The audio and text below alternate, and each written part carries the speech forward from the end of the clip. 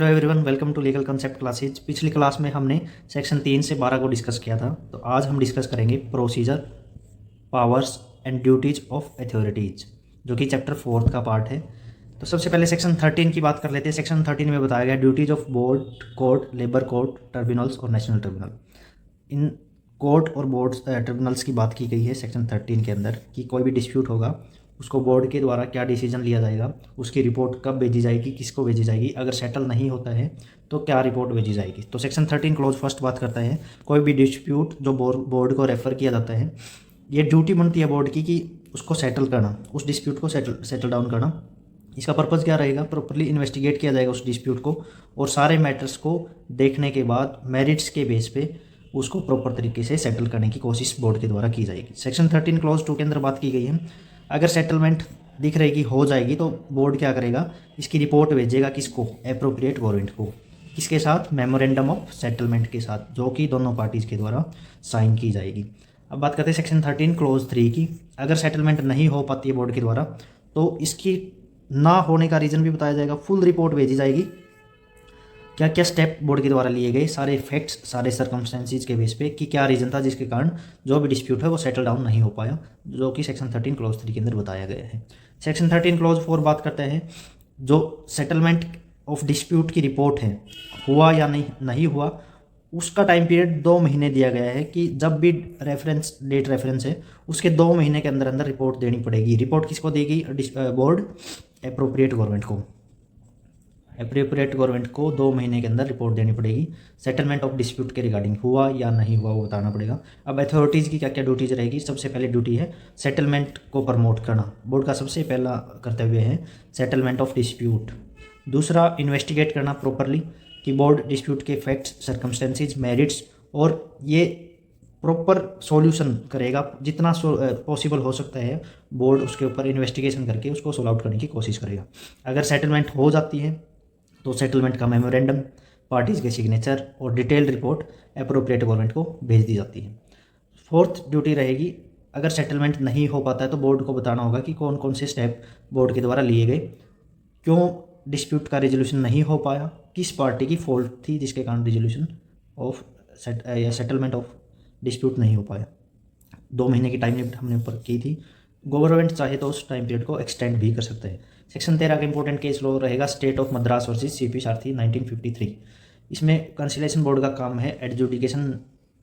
इसमें बताया गया इस केस में कंसिलेशन बोर्ड का काम एडजुडिकेशन नहीं है बल्कि सेटलमेंट फैसिलिटेट करवाना है। सेकंड केस था इसके अंदर Hindustan times limited versus workman की, जो बोर्ड होगा वो किसी भी डिस्प्यूट के अंदर, सेक्शन 13 में हमने पढ़ा जो बोर्ड डिसीजन देता है, सेटलमेंट करता है डिस्प्यूट की, वो फेयरली किया जाएगा, ऑब्जेक्टिवली और अनबाइस्ड तरीके से डिसीजन लिया जाएगा, किसी एक पार्टी के फेवर में डिसीजन नहीं किया जाएगा। सेक्शन 14 पे आते हैं। अब सेक्शन 14 बात करता है ड्यूटीज ऑफ कोर्ट यानी कोर्ट ऑफ इंक्वायरी की। सेक्शन 14 क्लोज फर्स्ट के अंदर बताया गया कि कोई भी industrial dispute court of inquiry के लिए भेजा जाता है कि फिर कोर्ट ऑफ इंक्वायरी के अंदर उस कोर्ट की क्या ड्यूटी बनती है, उस मैटर के अंदर इंक्वायरी करना, उसके रेलिवेंट फैक्ट्स, उस डिस्प्यूट का रीज़न, सारी चीज़ों को के ऊपर इंक्वायरी करके इसकी रिपोर्ट एप्रोप्रिएट गवर्नमेंट के द्वारा को भेजी जाती है। सेक्शन 14 क्लोज 2 बात करते हैं कि कोर्ट जो है अपनी रिपोर्ट सबमिट करवाता है 6 महीने के अंदर। इंक्वायरी की कमिंसमेंट डेट के बाद 6 महीने के अंदर कोर्ट अपनी रिपोर्ट सबमिट करवाएगा गवर्नमेंट को। और एप्रोप्रिएट गवर्नमेंट चाहे तो किसी भी पर्टिकुलर केस के अंदर इस टाइम पीरियड को एक्सटेंड भी कर सकती है। केस लॉ रहेगा associated cement corporation limited versus P N Sharma 1965 का। सेक्शन 14 के अंदर बताया गया कि कोई भी जो कोर्ट ऑफ इंक्वायरी है या कोर्ट है सेक्शन 14 के अंदर, वो फैक्ट फाइंडिंग अथॉरिटी होती है, ये कोई भी एडजुडिकेटिंग ट्रिब्यूनल नहीं होता। अब बात करते हैं सेक्शन 15 की। अब लेबर कोर्ट्स की क्या क्या ड्यूटीज़ रहेगी, जो कि सेक्शन 15 में बताया गया, जो डायरेक्टली पूछा जाता है कि लेबर कोर्ट्स की ड्यूटीज़ कौन से सेक्शन में मेंशन की गई है। इसमें सबसे पहले ट्रिब्यूनल्स और नेशनल ट्रिब्यूनल्स की बात की गई है। कोई भी इंडस्ट्रियल डिस्प्यूट रेफर किया जाता है लेबर कोर्ट को, ट्रिब्यूनल को या नेशनल ट्रिब्यूनल को एडजुडिकेशन के लिए, तो उसमें क्या ड्यूटी रहेगी ट्रिब्यूनल की या कोर्ट की, इसके कोई भी अवार्ड डिक्लेयर करना या फिर सेटलमेंट करना और उसकी रिपोर्ट सबमिट करवाना एप्रोप्रिएट गवर्नमेंट को, ये उसकी ड्यूटी रहती है। सेक्शन 16 बात करता है कोई भी कोर्ट के या ट्रिब्यूनल के द्वारा रिपोर्ट बनाई गई या फिर अवार्ड डिक्लेयर किया गया, उसको रिपोर्ट या अवार्ड को सबमिट करवाना। लेबर कोर्ट, ट्रिब्यूनल और नेशनल ट्रिब्यूनल राइटिंग के अंदर साइन करवाएगी पार्टीज से और मेंबर्स ऑफ द बोर्ड से या फिर कोर्ट के मेंबर से, प्रेजाइडिंग ऑफिसर से। और provided that nothing in this section shall be deemed to prevent any member of board और कोर्ट और the presiding officer of labour court, tribunal और national tribunal from recording any minute of dissent from a report और award. यानी सभी की सहमति के साथ वो अवार्ड, वो रिपोर्ट सबमिट करवाई जाएगी। अगर किसी भी मेंबर का माइन्यूट ऑफ डिसेंट है, यानी कि कोई भी संदेह है, किसी भी मेंबर को लगता है कि ये डिसीजन सही नहीं लिया गया, वो भी बताया जाएगा। नेक्स्ट डिस्कस करते हैं सेक्शन 17 के बारे में। सेक्शन 17 बात करता है publication of reports and awards के बारे में। एप्रोप्रिएट गवर्नमेंट 30 दिन के अंदर अंदर जैसे ही अवार्ड और रिपोर्ट सबमिट करवा दी जाएगी एप्रोप्रिएट गवर्नमेंट को, उसके 30 दिन के अंदर अंदर इसकी रिसिप्ट डिक्लेयर करेगा, उसको पब्लिश करेगा। कोई भी रिपोर्ट जो बोर्ड की या ट्रिब्यूनल की होगी या फिर कोई भी डिसीजन के ऊपर किसी भी टाइप की किसी भी मेंबर ने क्वेश्चन मार्क किया है उसको भी बताएगा और अवार्ड कर देगा 30 दिन के अंदर अंदर। केस लॉ था इसके अंदर Hari Prasad Shivshankar Shukla versus A D Diwakar 1957 का केस था। जब अवार्ड को कब इफेक्टिव माना जाता है? अब कोर्ट ने या ट्रिब्यूनल ने कोई भी अवार्ड डिक्लेयर कर दिया, उसको अप्रोप्रिएट गवर्नमेंट को दे दिया गया है। अब अवार्ड को कब इफेक्टिव माना जाएगा? जब अप्रोप्रिएट गवर्नमेंट के द्वारा उसको पब्लिश कर दिया जाएगा। नेक्स्ट सेक्शन है 17A की कमिटमेंट ऑफ अवार्ड के अवार्ड कब इन्फोर्स होगा। 17A का क्लोज फर्स्ट बात करता है कि इंडस्ट्रियल ट्रिब्यूनल और लेबर कोर्ट का अवार्ड पब्लिश होते ही लागू नहीं होता, उसके लिए 30 दिन का वेट करना पड़ता है। जैसे ही 30 दिन का वेट पूरा हो जाएगा, वेटिंग पीरियड 30 डेज का दिया गया है, उसके बाद यह अवार्ड लागू किया जाता है। 17A क्लोज फर्स्ट में बात की गई है कि अप्रोप्रिएट गवर्नमेंट 30 दिन के अंदर यह कह सकती है कि 30 डेज के अंदर अप्रोप्रिएट गवर्नमेंट ये भी बोल सकती है कि जो अवार्ड हैं वो नेशनल इकोनॉमी या सोशल जस्टिस के खिलाफ है।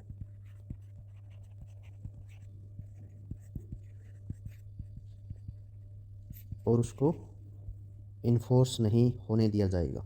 17A क्लोज 2 बात करता है कि अगर गवर्नमेंट ऐसा डिक्लेयर कर देती है तो अवार्ड इन्फोर्सेबल नहीं होगा। अगर गवर्नमेंट ने डिक्लेयर कर दिया कि नेशनल जस्टिस और नेशनल या फिर सोशल जस्टिस के अगेंस्ट है, तो अवार्ड और डिक्लेरेशन को इन्फोर्सेबल नहीं माना जाएगा जब गवर्नमेंट के द्वारा ये डिक्लेयर कर दिया जाए।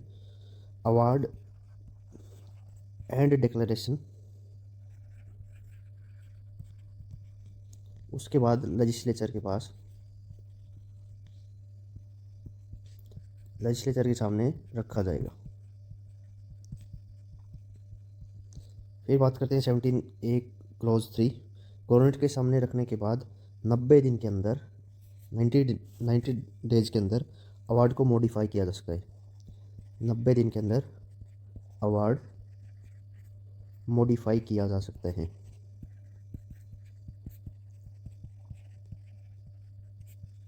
ठीक है जी। आगे 17A क्लोज 4 जो बात करता है अगर 90 दिन के अंदर गवर्नमेंट कुछ नहीं करती तो अवार्ड ऑटोमेटिकली इन्फोर्सेबल मान लिया जाएगा। Award shell become enforceable on the expiry of 90 days. तो ये था अपना 17 close A commencement of the award कि अवार्ड कब लागू किया जाएगा। 30 दिन के अंदर 30 दिन एक्सपायर होने तक वेट किया जाएगा। अगर अप्रोप्रिएट गवर्नमेंट को ये लगता है कि अवार्ड नेशनल इकोनॉमी या फिर सोशल जस्टिस के खिलाफ है तो उसको वहीं रोक दिया जाएगा। अवार्ड और डिक्लेरेशन लेजिस्लेचर के सामने रखा जाएगा और 90 दिन के अंदर अवार्ड मॉडिफाई किया जा सकता है। अगर कोई भी ऑर्डर नहीं आता सेक्शन 3 का तो अवार्ड को इन्फोर्सेबल मान लिया जाएगा 90 दिन एक्सपायर होने के बाद। Section 17B payment of full wages to workman pending proceeding in high courts. यानी कि लेबर कोर्ट या ट्रिब्यूनल ने वर्कमैन के फेवर में अवार्ड पास कर दिए है री इंस्टेटमेंट का, कि उसको दोबारा से अपॉइंट किया जाए जहाँ पर वो काम करता था एम्प्लॉय। तो एम्प्लॉयर उस अवार्ड को चैलेंज कर सकता है। कहाँ पर करेगा? हाई कोर्ट या फिर सुप्रीम कोर्ट के अंदर। लेकिन चैलेंज करने के बाद जब तक डिस्प्यूट पेंडिंग रहेगा तब तक उसको वेजेस देने पड़ेंगे, साथ में लास्ट ड्रॉन वेजेस भी पे करने पड़ेंगे। लास्ट ड्रॉ वेजेस कौन से होते हैं? जब तक वर्कमैन ने काम किया, कि आज जैसे उसको उसका कोई भी डिस्प्यूट हुआ, आज से पहले जितने दिन तक उसने काम किया था वो सारे वेजेज उसको देने पड़ेंगे। कंडीशन क्या रहेगी? कंडीशन की वर्कमैन को एक एफिडेविट फिल करना पड़ेगा कि वो कहीं पर भी काम नहीं करेगा इस पीरियड के दौरान जब तक कोर्ट में ये केस पेंडिंग रहेगा। अगर वर्कमैन एफिडेविट फाइल नहीं करता तो उसको कोई भी वेजेज क्लेम नहीं मिलेंगे कोर्ट के थ्रू। एक्सेप्शन रहेगी कि एम्प्लॉयर को ये प्रूव करना पड़ेगा कि वर्कमैन जो है कहीं दूसरी जगह पर काम कर रहे हैं और वो रेमुनरेशन अच्छे से ले रहा है, तो कोर्ट क्या कर देगी? उस पेमेंट ऑफ वेजेज को रोक देगी या उसको कम कर देगी। Next is section 18, person on whom settlement and awards are binding. एक होती प्राइवेट सेटलमेंट और एक होती है सेटलमेंट इन कंसिलेशन और अवार्ड, यानी कि ट्रिब्यूनल या फिर कोर्ट के द्वारा सेटलमेंट की जाए। प्राइवेट सेटलमेंट में क्या होते हैं कि outside conciliation proceeding, outside conciliation proceeding means कि ट्रिब्यूनल और कोर्ट से बाहर दोनों पार्टीज ने सेटलमेंट कर ली और एक सेटलमेंट के ऊपर साइन कर दिया दोनों पार्टीज ने। ये जो सेटलमेंट होगी आउटसाइड दी कंसिलेशन प्रोसीडिंग, ये वर्कमैन और जो फ्यूचर एम्प्लॉयज़ होंगे वहाँ पर काम करने वाले होंगे उनके ऊपर बाइंड नहीं होगी, क्योंकि ये सेटलमेंट दो पार्टीज़ के बीच में हुई थी। Next is section 18 close 3, settlement in conciliation award, यानी कि कोर्ट या ट्रिब्यूनल के द्वारा कोई भी सेटलमेंट की जाती है तो ये किस किस के ऊपर बाइंड होगी? सभी पार्टीज़ के ऊपर जो इंडस्ट्रियल डिस्प्यूट के अंदर है, और वर्कमैन के ऊपर अगर वो डिस्प्यूट का पार्ट भी नहीं है तो भी इस्टेब्लिशमेंट का पार्ट है तो उनके ऊपर भी ये सेटलमेंट लागू की जाएगी। थर्ड इज जो भी फ्यूचर और वर्कमैन होगी उनके ऊपर भी लागू होगी। और हायर्स, सक्सेसर्स और असाइनी, एम्प्लॉयर के हायर्स, सक्सेसर और असाइनीज के ऊपर भी ये सेटलमेंट इम्प्लीमेंट की जाएगी। Next is section 19, period of operation of settlement and awards. अगर प्राइवेट सेटलमेंट की जाती है, प्राइवेट सेटलमेंट हमने की 18 क्लोज फर्स्ट के अंदर, या फिर इसको आउटसाइड कंसिलेशन भी बोलते हैं, तो दोनों पार्टीज इसमें एग्री रहेगी। अगर टाइम पीरियड मेंशन नहीं है तो 6 महीने के अंदर इसको इन्फोर्समेंट मान ली जाएगी। Next is section 19 clause to conciliation settlement, जो कि किसी भी कोर्ट और ट्रिब्यूनल के द्वारा की गई है। तो इसका टाइम पीरियड क्या रहेगा? दोनों पार्टीज एग्री हैं और टाइम पीरियड मेंशन नहीं है तो 6 महीने के अंदर इसको इम्प्लीमेंट कर दिया जाएगा। और कब तक ये कंटिन्यूसली रहेगी, कब एक्सपायर हो जाएगी? नोटिस के 2 महीने के बाद। अब बात करते हैं सेक्शन 19 क्लोज 3 की, अवार्ड ऑफ लेबर कोर्ट और ट्रिब्यूनल।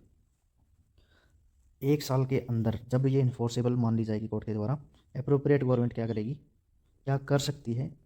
टाइम पीरियड रिड्यूस कर सकती है या टाइम पीरियड 1 साल से 3 साल बढ़ा भी सकती है। Next is section 19 clause 4, continuation after expiry. Award continuously to be binding, parties के ऊपर बाइंड रहेगा अवार्ड डिक्लेयर होने के बाद भी। कब तक? जब तक 2 महीने का नोटिस कोर्ट के द्वारा टर्मिनेशन का नोटिस जारी नहीं कर दिया जाता। Next section is section 20, commencement and conclusion of proceeding. Conciliation proceeding शुरू कब होती है, जो कि सेक्शन 20 क्लोज फर्स्ट के अंदर बताए गए हैं। जो कंसिलेशन ऑफिसर होता है वो कोई भी नोटिस ऑफ स्ट्राइक और लॉकआउट रिसीव करता है तो वहाँ से नोटिस के बाद अप्रोप्रिएट गवर्नमेंट कोर्ट को या ट्रिब्यूनल को ये नोटिस भेजेगी और प्रोसीडिंग वहाँ से स्टार्ट हो जाएगी। Dispute is refer to a board of conciliation, जब भी ये notice of dispute board of conciliation के पास आ जाएगा तो कंसिलेशन प्रोसीडिंग स्टार्ट कर दी जाएगी। अब कंसिलेशन प्रोसीडिंग ख़त्म कब होगी? अगर सेटलमेंट के स्टेज पर अगर कोई भी डिस्प्यूट पहुंच जाता है और जब दोनों पार्टीज उसके ऊपर साइन कर देती है सेटलमेंट के ऊपर, तो जो कंसिलेशन प्रोसीडिंग है वो ख़त्म हो जाएगी। अगर सेटलमेंट नहीं हो पाती, जब कंसिलेशन रिपोर्ट आएगी और वो रिपोर्ट अप्रोप्रिएट गवर्नमेंट के पास पहुंच जाएगी तो कंसिलेशन प्रोसीडिंग खत्म हो जाएगी। अब आते हैं एडजुडिकेशन प्रोसीडिंग सेक्शन 20 क्लोज 2 के अंदर।